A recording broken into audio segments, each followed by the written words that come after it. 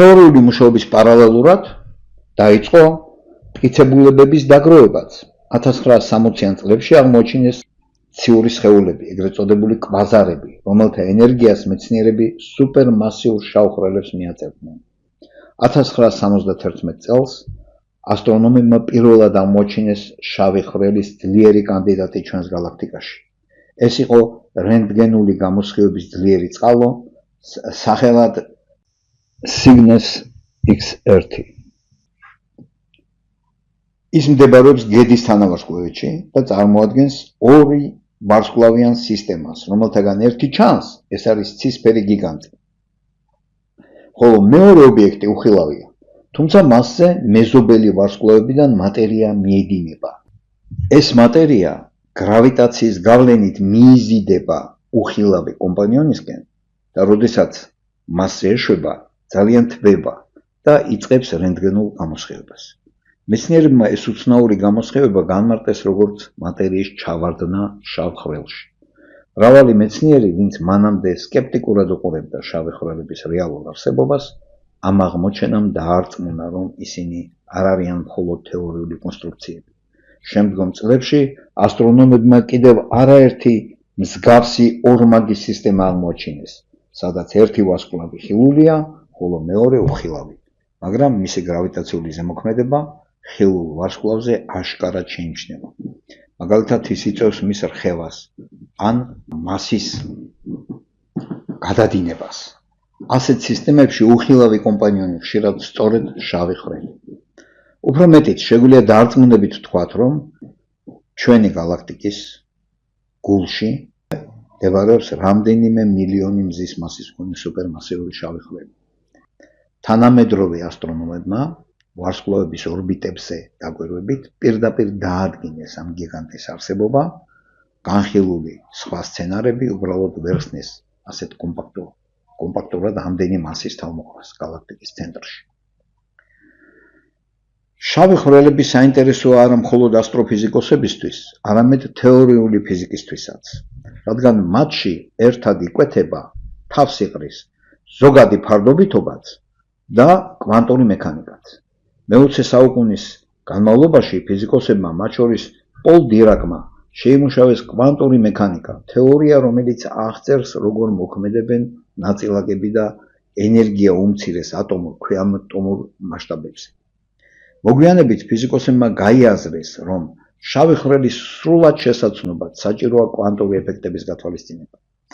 1974 წელს ბრიტანელმა ფიზიკოსმა სტივენ ჰოკინგმა აჩვენა, რომ კვანტური მექანიკის კანონებიდან გამომდინარე, შავი ხვრელები სრულად შავები არ არიან, მათგან ძალზე სუსტი თერმული გამოსხივება გამოდის, რომელიც დღეს ჰოკინგის გამოსხივების სახელით არის ცნობილი. შავი ხვრელის სიახლოვეს ვაკუუმში ხშირად წარმოიქმნება ნაწილაკის და ანტინაწილაკის წყვილები. თუ ეს წყვილები ახლოსაა მოვლენათა ჰორიზონტთან, ერთი ნაწილაკი შავ ხვრელში ვარდება, ხოლო მეორე კი ახერხებს გაქცევას, შავი ხვრელის გრავიტაციიდან თავის დაღწევას და შეიძლება გარეთ დამკვირვებელმა დააფიქსიროს, რის გამოც ხვრელი ნელ-ნელა კარგავს ენერგიას. უნდა აღინიშნოს, რომ ჰოკინგის გამოსხივება უმნიშვნელოდ მცირეა. ვარსკვლავის მასის შავი ხვრელი ასხივებს წარმოუდგენლად სუსტად. მისი ტემპერატურა ჰოკინგის თეორიის მიხედვით რამდენიმე მილიარდჯერ ნაკლებია 1 კელვინზე. ანუ პრაქტიკულად ნულს უახლოვდება. ასეთი სუსტი გამოსხივება არანაირად არ აისახება არც ჩვენს ინსტრუმენტებზე, არც გარემოზე. ის სრულიად შეუმჩნეველია. თუმცა მიუხედავად იმისა, რომ ჰოკინგის გამოსხივება არ გვაქვს დაფიქსირებული, მისი თეორიული პროგნოზი ფუნდამენტურად მნიშვნელოვანია. მან დაგვანახა, რომ შავი ხვრელების სიღრმისეული შესწავლა შეუძლებელია მხოლოდ ზოგადი ფარდობითობის ან მხოლოდ კვანტური მექანიკის მეშვეობით. საჭიროა ამ ორი უმთავრესი თეორიის გაერთიანება, რაც დღემდე გადაუჭრელი ამოცანაა თანამედროვე ფიზიკაში. თანამედროვე აღმოჩენები შთამბეჭდავია და მათგან რამდენიმეს აუცილებლად უნდა გაუსვათ ხაზი. 2015 წელს ლიგო ობსერვატორიამ პირველად დააფიქსირა გრავიტაციული ტალღები. ეს არის დრო-სივრცის უმცირესი რხევები, რომლებიც წარმოიშვება მასიური ობიექტების, მაგალითად, შავი ხვრელების შერწყმისას. ფაქტობრივად პირველად ისტორიაში ადამიანებმა პირდაპირ მოისმინეს ორი შავი ხვრელის შეჯახების ექო მოისმინეს ბრჭყალებში, რა თქმა უნდა. ამრიგად, შავი ხვრელები ნამდვილად აღარ არის ფანტასტიკის ნაწილი. ადამიანები მათ ხმასაც კი უსმენენ თანამედროვე სამეცნიერო ინსტრუმენტებით. გასაოცარი ვიზუალური მიღწევა მოხდა 2019 წელს. მრავალი ათეული წლის მცდელობის შემდეგ Event Horizon Telescope ad წოდებულმა საერთაშორისო კოლაბორაციამ წარმოადგინა პირველი პირდაპირი ფოტო შავი ხვრელის ჩრდილისა.